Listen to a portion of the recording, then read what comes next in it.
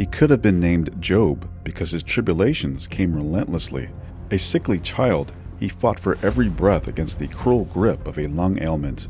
Tragedy struck when he was just 14 years old, as his father was brutally murdered. The young man, now driven by an inner fire, defied the religious principles of his late father and ventured into the world of boxing, climbing the ranks until he became one of the greatest world champions in history. However, the toughest battles in his life transcended the boundaries of the boxing ring. Joining the Marine Corps at an advanced age, he endured the horrors of Guadalcanal, only to return home and grapple with a personal demon, an addiction to morphine that threatened to consume him entirely. Just when it seemed like he had weathered every storm, another formidable foe emerged in his life: cancer. This battle would test the limits of his endurance, but giving up was never an option for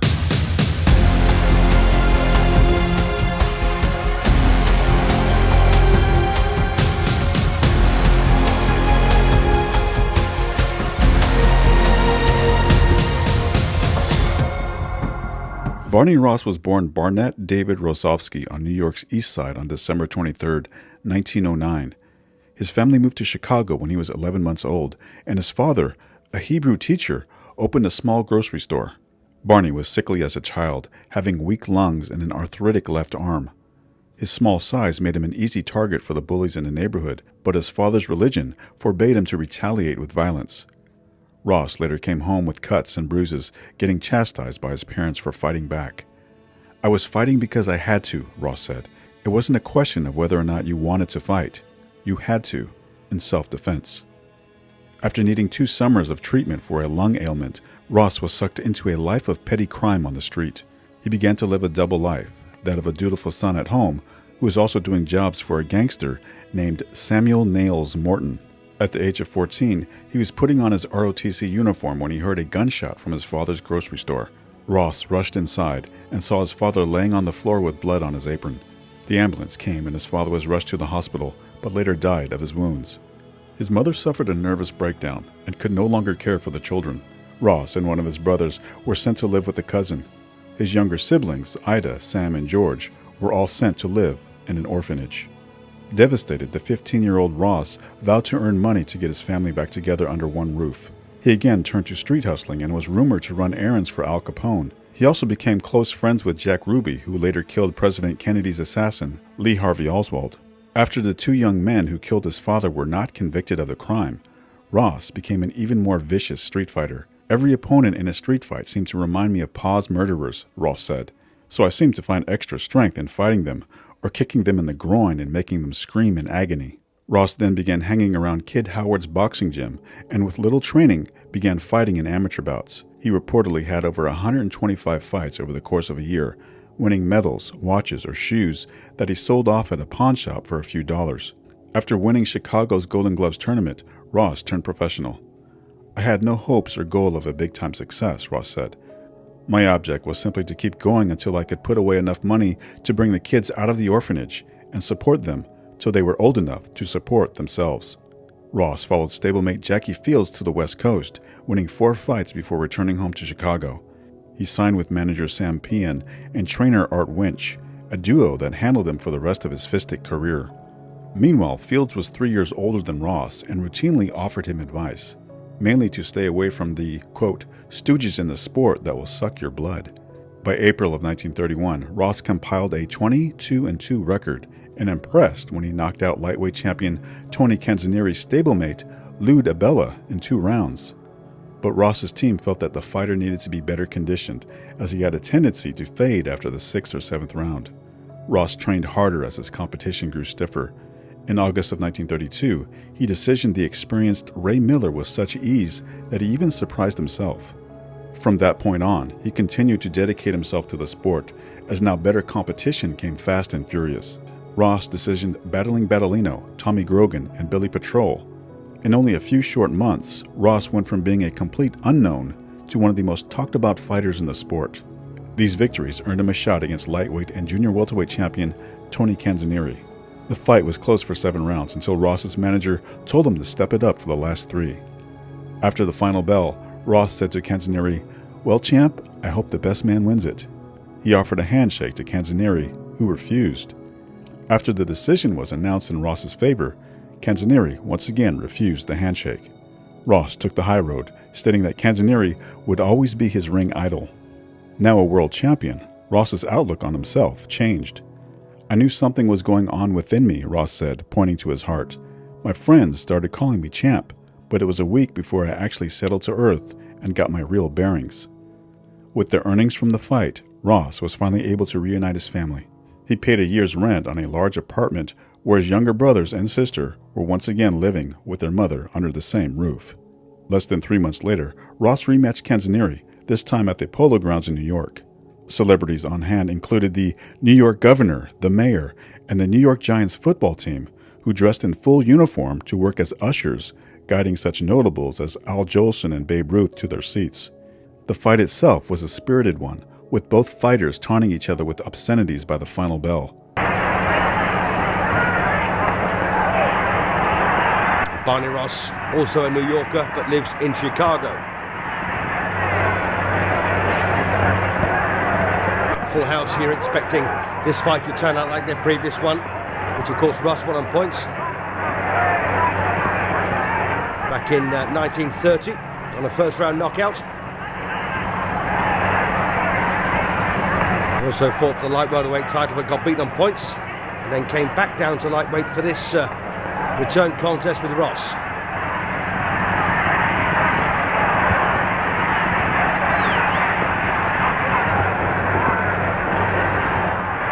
Looking to pick up these two titles held by Barney Ross. He failed once before. Will he prevail this time?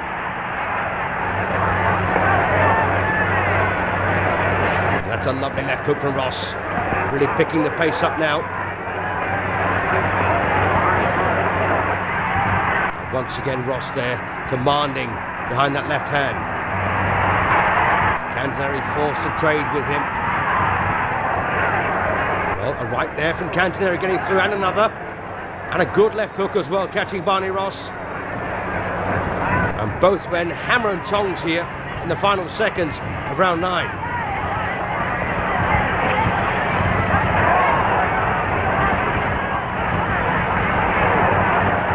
Again, Ross lands a good left-right. Beautiful uppercut left hook there from Ross.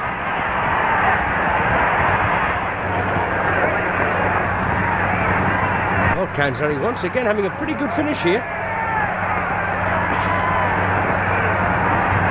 And he's drawn Ross into a punch-up.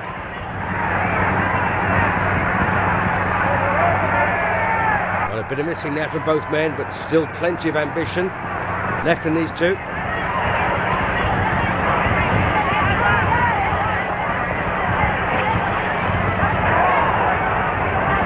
Well, it's been a lot tougher than the Al Singer fight in 1930 when Canzanieri won the lightweight title on a first-round knockout.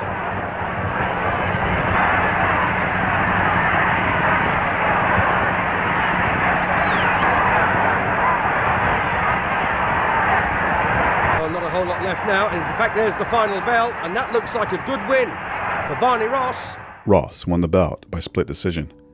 "I took Tony the second time," Ross said, "and I felt happier than if I won 50 fights in the sticks." The victory catapulted the 24-year-old Ross into superstardom. He now earned substantial sums inside the ring and from endorsements, but he soon found himself obsessed with the sport of horse racing. Ross defended his junior welterweight title against Sammy Fuller before once again meeting the tough Billy Patrol at the New York Coliseum in the Bronx. Ross had too much hustle for the older Billy Patrol and once again outpointed him over 10 rounds. Reporter Bob Husted wrote, "It was another case of a young fellow shellacking an old head who didn't have much remaining but a stout fighting heart." Ross continued to defend his junior welterweight title, going on a 3-fight tour in California, but he was now blowing all of his money on gambling. In May of 1934, he moved up a weight class to challenge welterweight champion Jimmy McLarnin. McLarnin was one of the most popular champions of the day, having Babe Ruth, New York Mayor Jimmy Walker, and gangster Legs Diamond among his fan base. McLarnin had also defeated the top Jewish fighters of the day, most notably knocking out the legendary Benny Leonard. It was Ross's opportunity to avenge Leonard's defeat for his Jewish following. McLarnin was such a fearsome puncher that he often had opponents defeated in the dressing room before the fight. But Ross walked into the ring with, quote, a cocky tread and a glitter in his eyes. He outboxed the more experienced McLarnin, cutting the champion's nose with a left hook, while using a spearing left jab that landed time and time again. Reporters described the bout as one of the most astonishing performances on record. McLarnin did floor Ross, but the challenger was up so fast that many fans thought it was a slip. The day after Ross's victory, he was suspended by the NBA, the National Boxing Association, for failure to defend his title against Tony Herrera. The suspension had no effect in states that didn't recognize the NBA. Instead, Ross went through with a rematch with McLarnin a little over 4 months later. I've been through the mill with McLarnin, Ross said. I licked him, and I know I can do it again. Most reporters thought Ross outsped and outslugged McLarnin, with the consensus giving him 9 clear-cut rounds to McLarnin's 6. The decision was as popular as an earache, Charles Wagner wrote. I cannot understand the verdict, and furthermore, I'm not even going to try. Referee Arthur Donovan scored in favor of McLarnin, and Ross's handlers felt resentment for his biased scoring. Ross offered no complaint in the dressing room. I thought I won it, but perhaps I'm wrong, Ross said. He's a great scrapper and a real gentleman. He sent me a nice Christmas greeting, and I sent one in return. Continuing on, Ross now insisted on fighting only the big names, not only for the bigger paydays, but because it forced him to stay motivated and in shape. He decisioned tough fighters like Bobby Pacho, Frankie Click, and Henry Woods before taking on McLarnin to complete their trilogy on May 28, 1935. Jack Dempsey was brought in as a referee as Ross and his handlers did not want Arthur Donovan under any circumstances. Ross's edge and speed once again made the difference between the two. Ross won it with an attack of rhythmical savagery, Henry McLemore wrote. He has stamped himself as one of the ring's all-time great 147-pounders. Writer Damon Runyon described the fight as one of the greatest in history. It was so fierce, Runyon wrote, and so close, every step of the 15-round journey with the men fighting half the time head-to-head, flailing at each other's face and body, with little regard for pugilistic science, that the crowd divided itself into 2 camps, one cheering the decision, the other booing. Once again a champion, Ross continued to face only top-flight opposition. He decisioned Seferino Garcia, Gordon Wallace, Chuck Woods, while defending his title against Izzy Genazzo.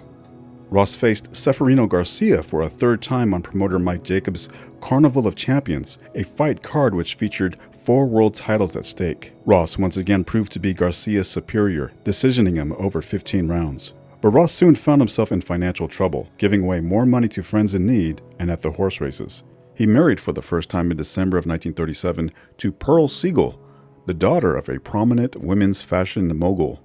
The beginning of his marriage was the end of his boxing career, as 5 months later, Ross was pummeled by Henry Armstrong. Ross won the first couple of rounds, but there was a feeling that his effectiveness was only temporary. Armstrong had him bloodied by the 3rd, tired in the 4th, hurt by the 6th, and blind by the 8th. By the 10th round, Ross's cornerman wanted him to quit, and the referee asked Ross if he wanted the fight stopped. But the champion shook his head. I wanted to go down fighting if I had to go, Ross said. Reporters described Ross as having unquenchable courage, but that he absorbed a frightful beating in a 15-round decision defeat. After the bout, Ross announced in his dressing room that he was retired from boxing. Now uncertain with what to do with his life, Ross bounced in and out of different career ventures. His father-in-law got him a desk job, but Ross wasn't cut out for it. He opened a nightclub, but it couldn't keep him occupied. His marriage with Pearl was on the rocks when he met Catherine Howlett, a showgirl with whom he became smitten. Ross divorced Pearl and began dating Catherine. But Pearl Harbor was attacked and the country was now at war. Ross, while tinkering on a piano in his club, decided to join the Marine Corps. At 33 years of age, he needed an age waiver to join. 2 months later, he was in the Marines, and by November of 1942, he was dodging bullets in Guadalcanal.